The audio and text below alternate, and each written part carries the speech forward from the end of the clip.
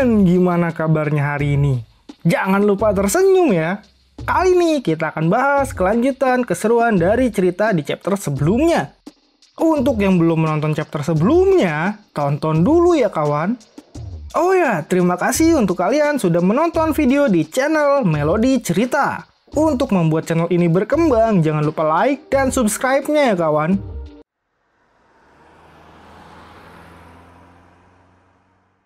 Oke kawan, kita mulai perjalanan imajinasi cerita ini. Aktifkan imajinasi kalian ya. Pada chapter ini diperlihatkan, Yihu masih berusaha untuk mendapatkan Xiaoyu dari Yuan Shi Tianzun. Dia pun mengancam akan memakan Yuan Shi Tianzun.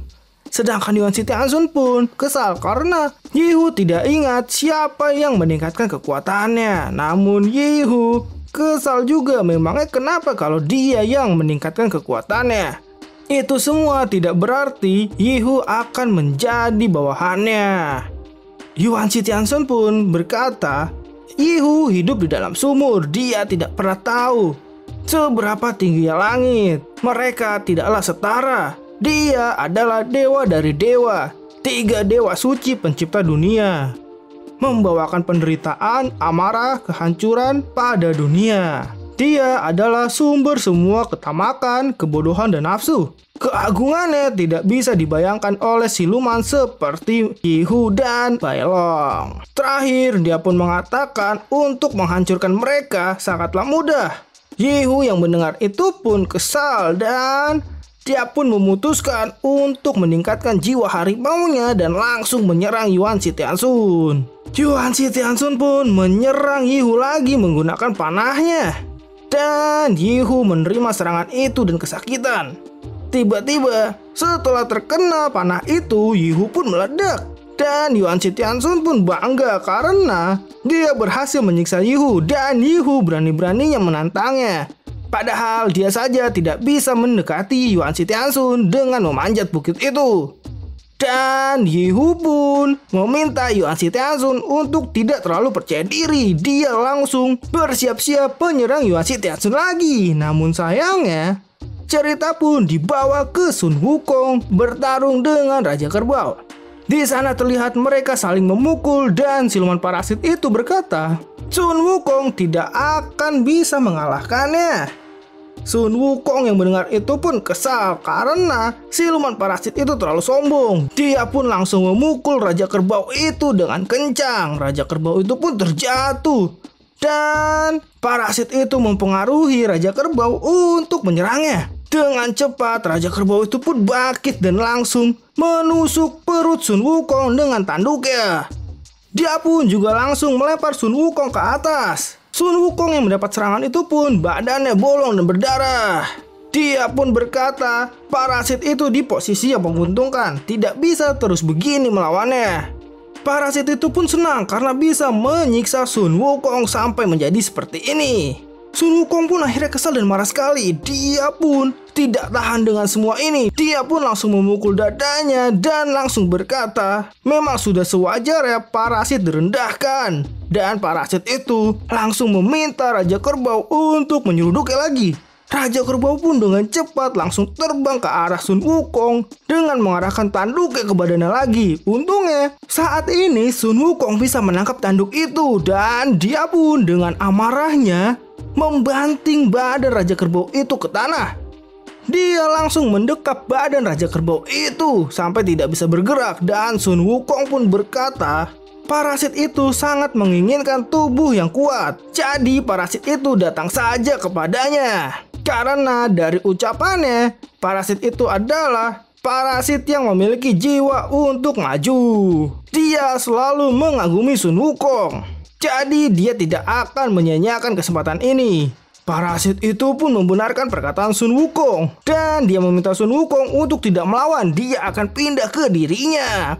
Dengan sekejap parasit itu pun masuk ke dalam tubuh Sun Wukong. Dan seketika, dengan waktu yang sesingkat itu, Sun Wukong pun mendapatkan ingatan dari Raja Kerbau.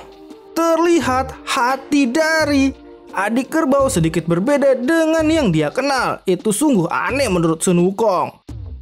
Dan Raja Kerbau yang ditinggalkan parasit itu pun tidak sadarkan diri akibat terkena serangan dari Sun Wukong. Dia pun langsung berubah ke wujud aslinya. Sedangkan Sun Wukong dia sangat merasa pusing. Parasit itu pun berkata, Sun Wukong sudah melakukan hal yang ceroboh demi menyelamatkan adik kerbau. Sekarang sudah terlambat untuk menyesalinya. Karena dengan begini, tubuh Dewa Kerasuci menjadi miliknya. Namun Sun Wukong tidak tinggal diam. Dia pun berkata, kalau parasit itu tidak bisa mengendalikannya secepat itu, dia pun langsung melompat ke pinggir dari gunung batu itu. Dan dengan cepat Sun Wukong pun menjeburkan diri ke dalam larva panas itu. Terlihat parasit itu sangat khawatir dan panik. Dia pun merasakan panas dan dia tidak menyangka kalau puncak kehidupannya hanya sesingkat itu. Dia pun akhirnya mati terbakar larva panas itu.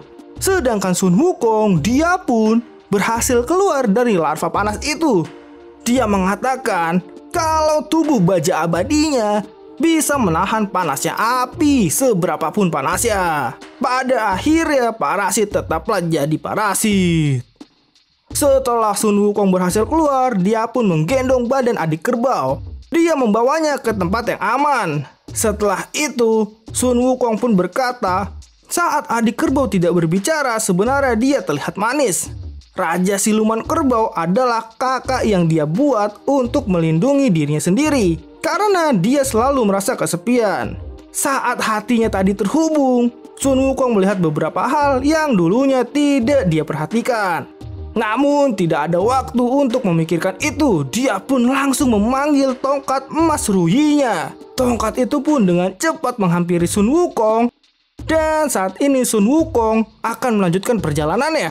Karena dia merasa di depan sana tiba-tiba ada kekuatan yang sangat besar. Dia tidak pernah merasakan hal yang seperti ini. Dan cerita pun dibawa kembali ke tempat Yihu bertarung dengan Yuan Shi Tianxun. Yihu pun lagi-lagi terkena serangan dari Yuan Shi Tianxun. Tubuhnya pun saat ini sudah mengeluarkan banyak sekali darah. Namun Yihu masih belum menyerah dan Yuan Shi Tianxun pun mengakui kalau Yihu tahan banting. Dan akhirnya setelah Yihu menghabiskan banyak kekuatan, dia pun bisa mendekati bukit yang dipijak oleh Yuan Shi Tianxun. Sebenarnya dia tidak pernah menyangka akan sesulit ini, tapi akhirnya dia bisa melakukannya. Berdiri di depan dewa dari dewa. Sedangkan Yuan Shi Tianxun lagi-lagi meremehkan kekuatan Yihu. Dia menganggap Yihu tidak bisa melakukan apa-apa lagi dengan lukanya.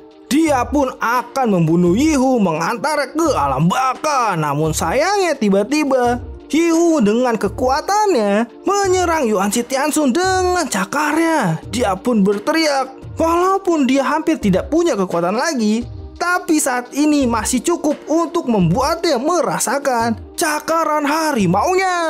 Dan sayangnya chapter ini pun berakhir kawan. Terima kasih ya sudah menonton sampai sejauh ini.